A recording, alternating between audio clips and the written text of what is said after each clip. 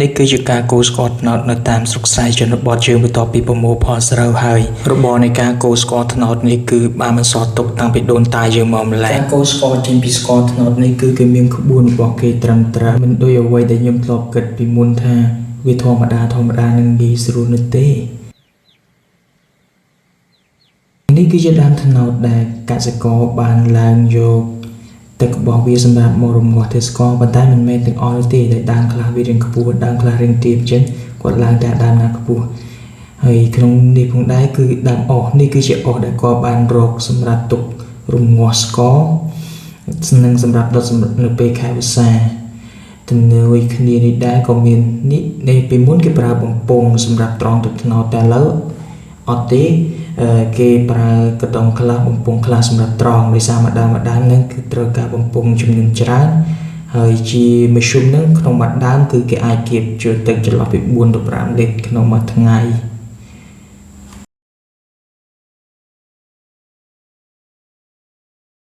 ចំណែកទឹកត្នោតដែលសម្រាប់យកមកកូរស្ករនេះទៀតសោះគឺប្រភេទទឹកត្នោតផ្អែមប៉ុន្តែមិនមែនមានន័យថា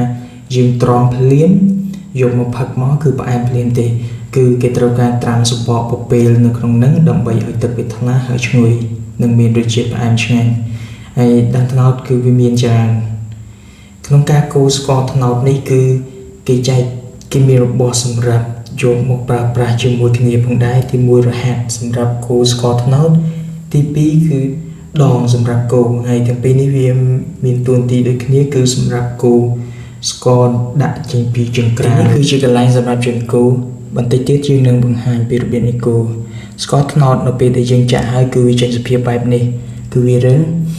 ប៉ុន្តែស្ករដែលរលាយគឺស្ករប្រភេទស្ករចាស់មានន័យថា1ឆ្នាំជាងហើយយើងក៏លេចមកមើលការរំងាស់ស្កររបស់យើងវិញ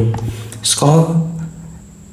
ក្នុងការរំងាស់ស្ករគឺវាមានដំណាក់កាលរបស់វាដំបូងគឺយើងរំងាស់ទឹកត្នោតបន្ទាប់មកយើងទុកឲ្យវាពុះរហូតដល់ខាសទឹកអស់បន្ទាប់ពីវាខាសទឹកអស់គឺវាឈានដល់ដំណាក់កាលមួយទៀតគេហៅថាឡើងដំណាក់កាលនេះយើងឃើញស្ករនៅក្នុងខ្ទះមានសភាពច្រើនជាងមុនដោយសារតែវាសម្ពុលដោយបាយពុះនៅពេលដែលឃើញការគូស្ករនេះខ្ញុំក៏នឹកឃើញការពីក្មេងនៅពេលដែលមានចាស់គូស្ករម្ដងតែងតែទៅអង្គុយជិតហ្នឹងហើយយើងនឹងយកស្លឹកត្នោតសម្រាប់មកកាយអាគៀនខ្ទះនេះកាលនៅក្មេងគឺយើងអត់អីហូបទេហើយនៅពេលដែលយើងបានស្ករចេះមានរសជាតិផ្អែមមានអារម្មណ៍ថាចូលចិត្តណាមួយពេលយើងយកស្លឹកត្នោតកូរទៅវាឈ្ងុយខ្លាំងឥឡូវនេះយើងកំពុងតែចាំមើលស្កររបស់យើងវាកំពុងតែពុះខ្លាំងហើយបន្ទាប់មកនេះលក្ខណៈដែលគេហៅថាស្ករឡើងប៉ុន្តែប៉ុណ្ណឹងក៏វាមិនទាន់គ្រប់គ្រាន់ដែលយើងអាចយកវាទៅកូរចេញជាស្ករបានតែយើងនៅចាំឲ្យវាឡើងទៅជាជើងអង្ក្រងបន្ថែមទៀតបន្តិចទៀតយើងនឹងអាចយកវាទៅកូរបានហើយពេលនេះអាចយកទៅកូរបានហើយនេះគឺជាសកម្មភាពនៃការកូរដែលយើងប្រើរហាត់ហើយក្នុងនោះផងដែរយើងត្រូវការមើលពីអ្នកដែលម្នាក់ទៀតនៅចាំជ្រោយស្ករត្នោតនៅពេលដែលវាខ្ទាតចេញទៅក្រៅដោយដាក់វាបញ្ចូលក្នុងវិញហើយឲ្យរហាត់នៅវាយវាយើងវាយបែបនេះដើម្បីឲ្យស្ករវាម៉ត់ល្អហើយនឹងមានសភាពទន់ពេលខ្ញុំឃើញការកូរស្ករបែបនេះគឺខ្ញុំនឹកឃើញដល់ការខ្ញុំពីក្មេងទៀតហើយប៉ុន្តែជាក់ស្ដែងទៅការនៅពីក្មេងៗបើសិនជាគេឲ្យស្ករហូបទាំងដុំគឺអត់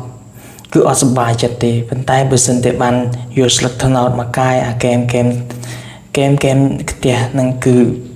ហូបពិតជាឆ្ងាញ់ណាមួយយើងប្រើស្លឹកត្នោតសម្រាប់កោសវាចេញពីខ្ទះនោះគឺវាឈ្ងុយមានអារម្មណ៍ថាឈ្ងុយហើយយើងការកូរនេះគឺយើងប្រើកម្លាំង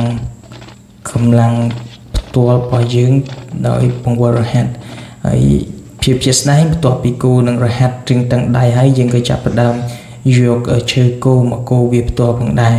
ការកូរបែបនេះគឺដើម្បីឲ្យស្ករវានៅទន់និងងាយស្រួលសម្រាប់ច្រកចូលទៅក្នុងក្រឡឬក៏ធុងដែលយើងប្រើសម្រាប់រក្សាទុកស្ករ